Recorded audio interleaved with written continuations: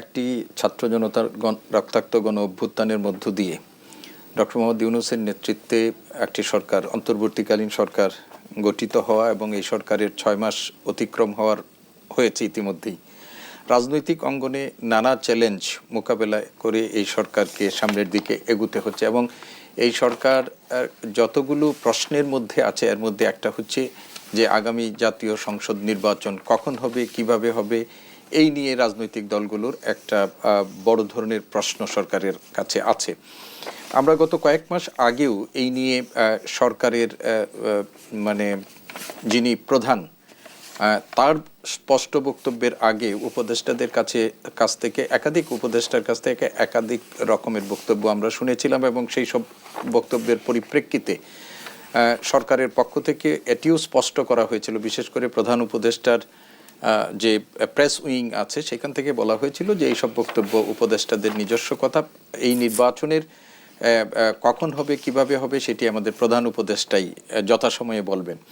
এবং গত কয়েক মাস আগেই আমাদের প্রধান উপদেষ্টা সেই ব্যাপারে তিনি সম্ভাব্য দুটো কথা বলেছিলেন। একটি হচ্ছে যে আগামী ডিসেম্বরের নির্বাচন অথবা যদি রাজনৈতিক দলগুলো চায় সেটি 26 সালের জুন মাসের মধ্যে এই নির্বাচনটি হতে পারে। তো এরপরে রাজনৈতিক দলগুলো, বিশেষ করে এখন এই মুহূর্তে বাংলাদেশের প্রধান যে রাজনৈতিক দল বিএনপি এবং তার সাথে যে সমস্ত সমমনা রাজনৈতিক দলগুলো আছে, তারা অব্যাহতভাবে নির্বাচনের ব্যাপারে সরকারের উপর একটা চাপ প্রয়োগ করছে এবং নির্বাচনের ব্যাপারে সুস্পষ্ট রোডম্যাপ সহ সরকারের কাছ থেকে স্পষ্ট বক্তব্য তারা প্রত্যাশা করছে বা দাবি করে আসছে। তো আপনি জানেন যে এরপর নির্বাচন কমিশন যেটি গঠিত হয়েছে, সেই নির্বাচন কমিশনের পক্ষ থেকেও সরকার যখন চাইবে, এমনকি ডিসেম্বরের মধ্যেও যদি নির্বাচন সরকার চায় এবং রাজনৈতিক দলগুলোর এই ব্যাপারে মতৈক্য থাকে, তাহলে ইলেকশন কমিশনও নির্বাচন করতে প্রস্তুত বলেও আমাদের চিফ ইলেকশন কমিশনার তিনিও বলেছেন। এবং আপনার মনে আছে আমাদের সেনা প্রধান তিনি কিন্তু গত বছরই তিনি একবার একটা সময় বলেছিলেন যে নির্বাচন হবে 18 মাস পর, 18 মাস এবং সেই 18 মাসের মধ্যে, হ্যাঁ 18 মাসের মধ্যে। এবং তিনি যে সময়সীমাটার কথা বলেছেন সেই সময়সীমাটা কিন্তু ওই ডিসেম্বরেই, এটা আমরা 18 মাস হিসাব করলে ডিসেম্বরেই সেটি হয়। তো সব কিছু মিলিয়ে এখন আপনি যেটা সূচনা বক্তব্য রেখেছিলেন সেই সূচনা বক্তব্যের মধ্যেই ইলেকশন কমিশন, প্রধান উপদেষ্টা এবং অন্যান্য দায়িত্বশীলদের পক্ষ থেকে এই নির্বাচনটির ব্যাপারে সরকার আগামী ডিসেম্বরেই নির্বাচনের ব্যাপারে ভাবছে, এইটুকু আমরা আভাস পাচ্ছি। তবে এরপরেও রাজনৈতিক দলগুলোর মধ্যে মিশ্র প্রতিক্রিয়া আছে। এখন এই মুহূর্তে রাজনীতির মাঠে খুবই সক্রিয় এবং সেই জামাতে ইসলামীর পক্ষ থেকে তারা কিন্তু নির্বাচনের ব্যাপারে কোনো তাড়াহুড়া করতে চায় না। তারা মনে করে যে নির্বাচনের আগে রাষ্ট্রের প্রয়োজনীয় সংস্কারগুলো করা দরকার ইত্যাদি প্রশ্ন। এবং এই নিয়ে বিএনপি এবং জামাতে ইসলামের মধ্যে এক ধরনের বিতর্কও তাদের মধ্যে আছে। তবে বিএনপির সাথে যারা সমমনা রাজনৈতিক দল এবং বাম রাজনৈতিক দলগুলো যারা আছে, তারা চায় যে নির্বাচন যত দ্রুত সম্ভব সেটি হওয়া দরকার এবং এই ব্যাপারে সরকারের একটা রোডম্যাপ এটা নিয়ে। আর সন্দেহ সংশয়ের ব্যাপার যেটা হচ্ছে যে সাম্প্রতিক সময়ে এইটার সাথে একটা নতুন বিতর্ক যুক্ত হয়েছে। সেই নতুন বিতর্কটা হচ্ছে যে জাতীয় নির্বাচন আগে না এর আগে স্থানীয় নির্বাচন হবে। রহমান খান পরবর্তী অংশে ধন্যবাদ জানাচ্ছি। এটাও একটা একদিকে আমরা ধারণা পেলাম যে ডিসেম্বরের মধ্যে সরকার জাতীয় সংসদ নির্বাচন করতে ইচ্ছুক, অন্যদিকে রাজনৈতিক দলগুলোর দিকে যদি আমরা তাকাই, আমরা দেখছি যে এখনো নির্বাচন ঘিরে এক ধরনের সংশয় রয়ে গেছে। সম্প্রতি বিএনপি মহাসচিব প্রশ্ন রেখেছেন যে আদৌ সরকার নির্বাচন দিতে আন্তরিক কিনা। বিএনপির ভারপ্রাপ্ত চেয়ারম্যান তারেক রহমান বলেছেন অন্তর্বর্তী সরকারের দায়িত্বে থাকা বিভিন্ন ব্যক্তির কথাবার্তা শুনে মনে হচ্ছে তারা সম্ভবত তাদের লক্ষ্য থেকে কিছুটা বিচ্যুত হচ্ছেন। প্রথম আপনাকে একটু চলমান যে সরকার তার পরিস্থিতিটা একটু বিবেচনায় আমাদের নেওয়া দরকার। বাংলাদেশে কিন্তু তত্ত্বাবধায়ক অধীনে অনেকগুলো নির্বাচন হয়েছে এবং এই তত্ত্বাবধায়ক অধীনে যখন নির্বাচন হয়েছে তখন কিন্তু দেশের সব কিছু ছিল ঠিক, সব কিছু ছিল রাইট অর্ডারে, শুধু মাঝখানে সরকারটা ছিল না। সেখানে সরকার বসে 3 মাসের মধ্যে একটা নির্বাচন দিয়ে চলে গেছে। এটা আমি কেয়ারটেকারের কথাগুলো বলছি। আর যদি আপনি এই চলতি সরকারের কাছে আসেন, এই সরকার প্রথম কথা হলো সে কেয়ারটেকার সরকার নয়, অন্তর্বর্তীকালীন সরকার।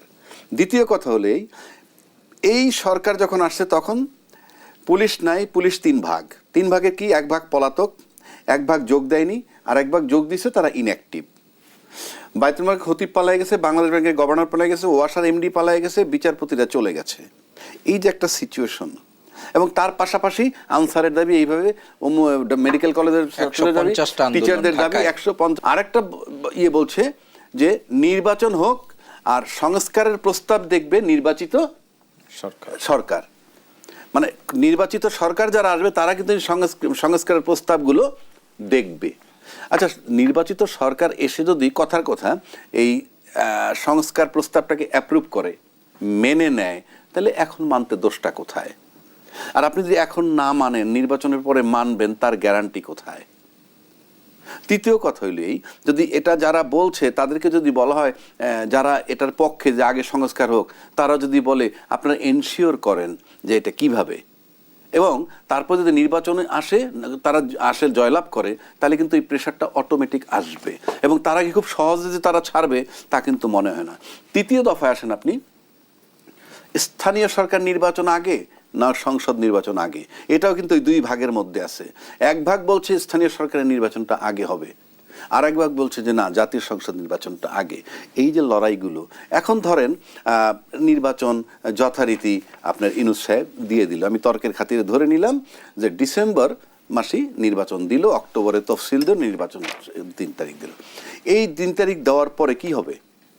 তার আগে তো একটা জায়গায় আসতে হবে, আমরা সবাই এই নির্বাচন চাই। ধরা যাক আসলো না, নির্বাচন দিল, কার দাবির পরিপ্রেক্ষিতে?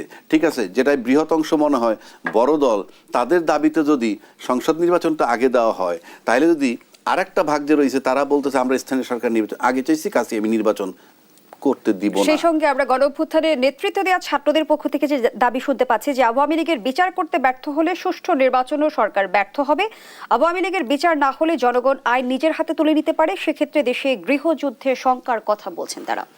যে শঙ্কার কথা বলছে সেটা আমি গৃহযুদ্ধের কথা বলতে পারবো না, কিন্তু আমি যেটা বলতেছি একটা সমূহ বিপদ আমি দেখতেছি। কারণ আপনি দিলেন সংসদ নির্বাচন, আমি বলতেছি না স্থানীয় সরকার নির্বাচন আগে দিতে হবে, তাইলে আমি নির্বাচন হইতে দিব না, আমি বানচাল করার চেষ্টা করব, আমি সেই অর্থে বলছি। আবার যদি স্থানীয় নির্বাচন আগে দেয়, তাহলে যারা জাতীয় সংসদ নির্বাচন আগে চাইছে তারা বলবে আমরা এই নির্বাচন মানি না। পাশাপাশি আপনি আসেন, কি দিয়ে আপনি নির্বাচনটা করবেন? আপনি যখন নির্বাচন করতে যাবেন, টোটাল প্রশাসন যন্ত্রটা আপনার লাগবে। সেই প্রশাসন যন্ত্র এখন পর্যন্ত আমরা দেখতেছি জাস্ট ইনঅ্যাক্টিভ। তো জাস্ট ইনঅ্যাক্টিভ যদি হয়, তাহলে সেই প্রশাসন যন্ত্র দিয়ে আমি নির্বাচনটা কেমনে করাবো, এগুলো এনশিওর করতে হবে।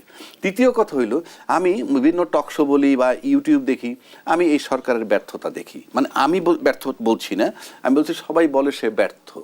তো যে সরকারটা সর্বক্ষেত্রে ব্যর্থ, যেমন ধরেন রাষ্ট্রপতি অপারেশন করতে গেছিল ছাত্ররা, সেটা কিন্তু একটা বড় দলের কারণে পারে নাই। এই যে বড় দলটা, সে কিন্তু অনেক শক্তিশালী দল, যে বড় দলটার কথা আমরা বলছি। এখন এই যে মানে ইউনূস সাহেব, যে এই যে সরকারটা, সেই সরকারটা যদি আপনি মনে করেন যে নির্বাচনটা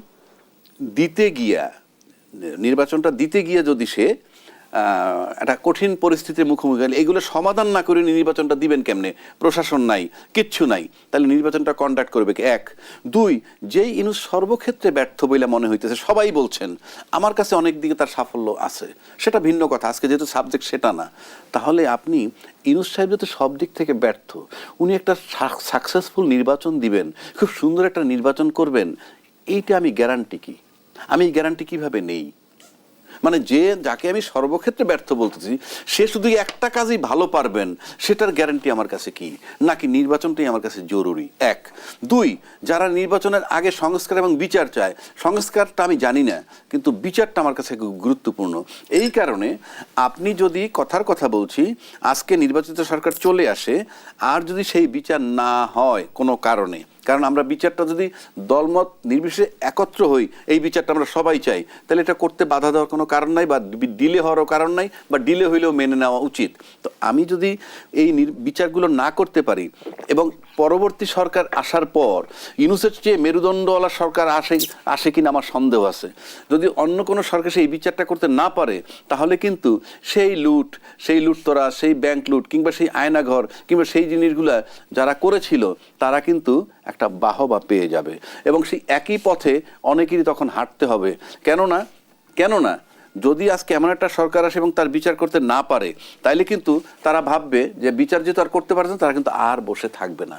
আর বসে যদি না থাকে, প্রশাসন এবং সেই পতিত যারা আছে তারা কিন্তু ইউনাইটেড হয়ে যেতে পারে, সেটাও বিবেচনায় রাখতে হবে। সুতরাং সামনে আমি একটা টার্ময়েল সিচুয়েশন দেখতেছি।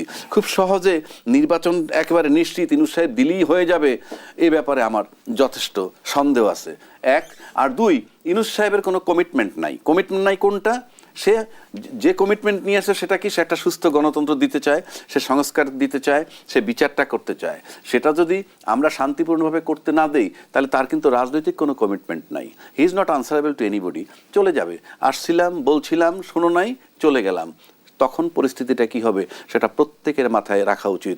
এক ইউনূস ছাড়া, আপনাদের এই চ্যানেল বোধহয় আমি বলছিলাম এই কথাটা, আবার আজকে বলতেছি, কালকে সকালে আমাকে যদি দায়িত্ব দেয় প্রধান উপদেষ্টার, সমস্ত প্রশ্ন তো আছেই, কিন্তু 6 মাসে প্রশাসন চলছে, সামনের দিকে এখন প্রশাসনের শুদ্ধি অভিযান। 6 মাস কিন্তু শুদ্ধি অভিযান হয়নি, এখন প্রশাসনের শুদ্ধি অভিযান হচ্ছে।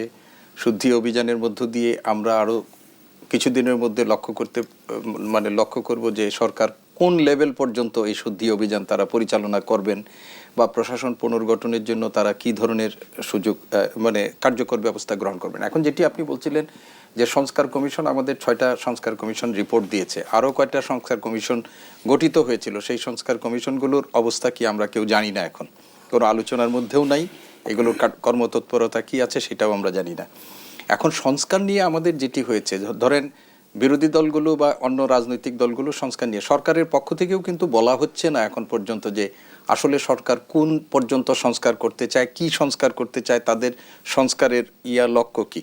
তবে আমরা প্রত্যাশা করছি যে যেটা আমাদের ঐক্যমত্য কমিশন সংস্কার প্রস্তাবনাগুলো নিয়ে রাজনৈতিক দলগুলোর সাথে মার্চ মাস থেকে তারা আলোচনা শুরু করবে, এবং এটা তাদের রোডম্যাপের মধ্যেই ছিল। বলা হয়েছিল ফেব্রুয়ারি মাস থেকে শুরু করবে, ফেব্রুয়ারি মাসে একটা মিটিং তারা অলরেডি করেছে।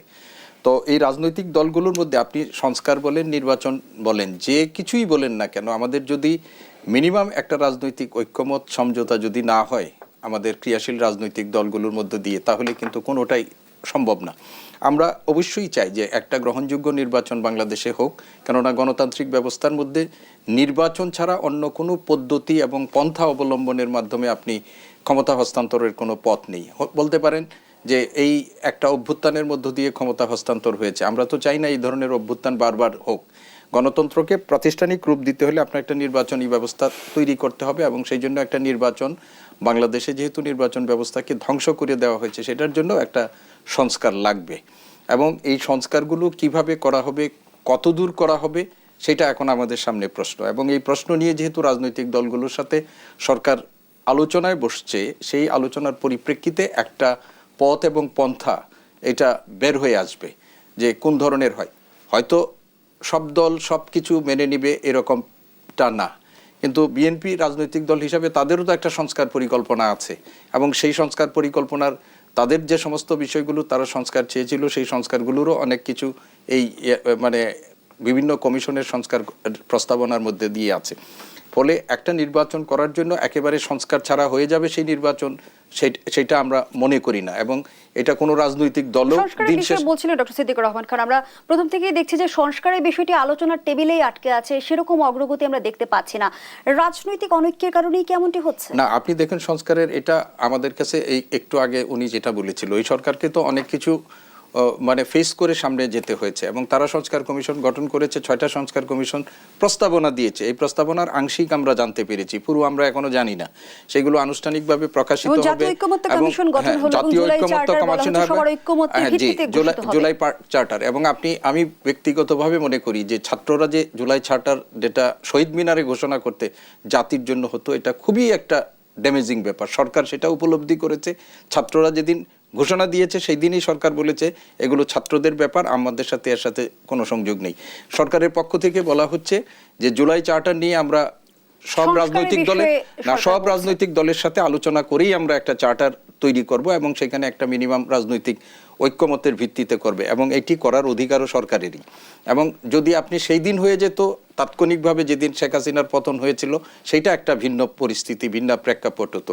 এখন এই জুলাই চার্টারের ব্যাপারেও সরকার যে পথে হাঁটছে, আমি মনে করি যে এটা একেবারেই সঠিক একটা পথ এবং পন্থা, এবং এর মধ্য দিয়ে জুলাই চার্টারও হবে।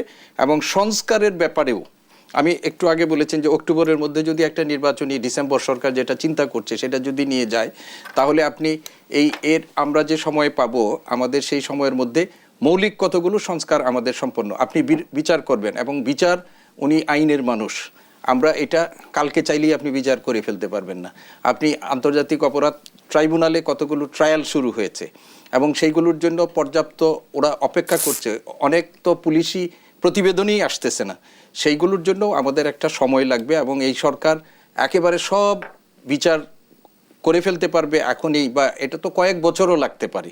তাহলে কয়েক বছরের জন্য আমরা নির্বাচনের জন্য অপেক্ষা করবে, সেটা কি এই সরকার চাচ্ছে? সেটাও সরকারও চাচ্ছে না।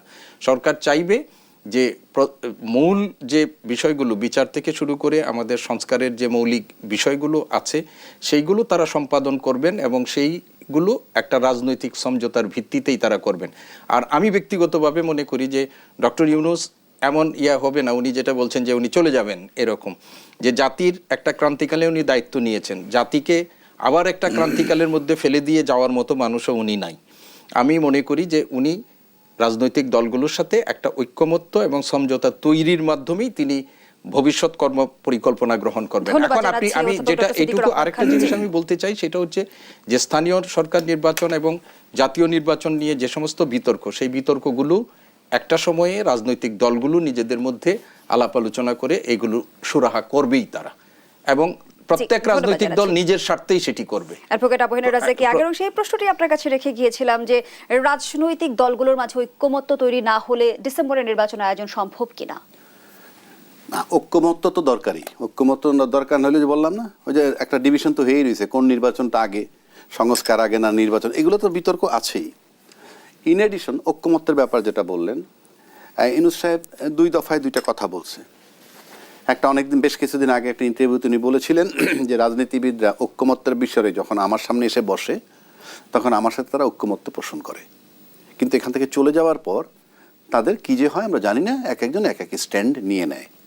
আর এর পরিপ্রেক্ষিতে কি এবার জাতীয় ঐক্যমত্য কমিশনের প্রথম সভায় প্রধান উপদেষ্টা জানালেন যে কোন দল কতটুকু সংস্কার চাইছে না সেটি ওয়েবসাইটে প্রকাশ করা হবে? সেখানে আমি আসছি। তো আপনি মানে মত ঐক্য বা ঐক্যমত্য বলতে যা বোঝায়, সেটা আজকে পর্যন্ত অনিশ্চিত, কোনো সম্ভাবনা নাই। কারণ এরপরে আমরা কোনো আর ডেভেলপমেন্ট দেখি নাই। এরপরে যেটা আসছে শুধু নির্বাচনের কথাটাই আসছে, এক পক্ষ থেকে আরেক পক্ষ থেকে সংস্থার বিচার, তারপর নির্বাচন।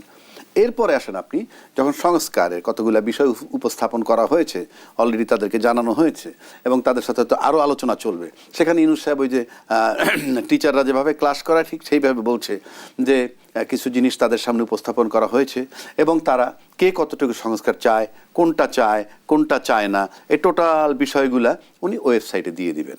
তাই ওয়েবসাইটে দিয়ে দিলে কি হবে, একটা চিত্র থাকলো যে বাংলাদেশের রাজনীতিবিদরা এই ইউনূস সরকারের সাথে মানে তাদের কিভাবে কি আন্ডারস্ট্যান্ডিং ছিল কি না ছিল।